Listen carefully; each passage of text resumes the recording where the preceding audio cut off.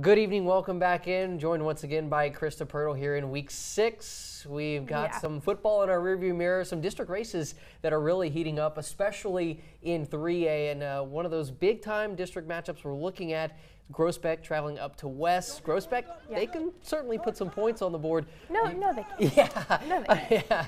You know, I only see a limited sample, but 2 drives, 2 touchdowns last week kind of impressed me. But when they go up against West this week, well, how do you see this one shaking down? Do you see this as a basketball on grass type of game, or can West defense maybe slow them down a little bit?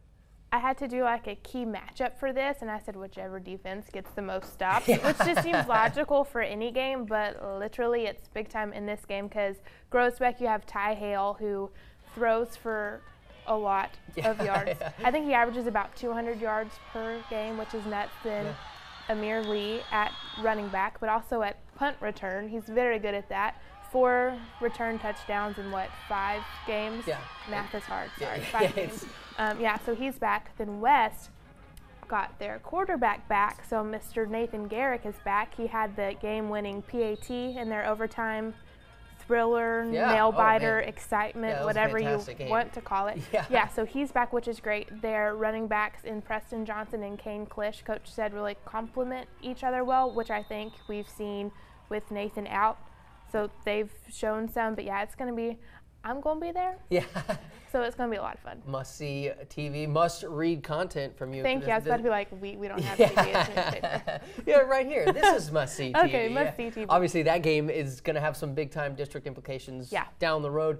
Another week in District 12 6A, some more district implications. Oh, goodness, Temple, Belton, that's our Fox 44 game of the week here. We talked about maybe Temple having the inside track, but see this one kind of shaping up as the winner of this one kind of has that inside leg moving forward, taking on, of course, Midway, who's off this week. So I've just twittering, trying to check things out. Temple has sold out its side of the stands, so bring your earplugs. Belton, I'm sure once they get there, will sell out their side. I talked to Coach Skidmore, and he said, it's a big game, a big thing, but we have to keep our guys down. Like, it's not a playoff game. It's not win or go home. It's win or let's go practice. And you practice both ways. So he said we're excited, but trying not to get our guys too pumped because it's not that do or die type situation happening. But both teams are a little different. We've talked that Temple has those 2 backs that are real good. And Belton has a quarterback, Carruthers. He's done great. He's our 2nd leading passer in Central Texas, so he's pretty good.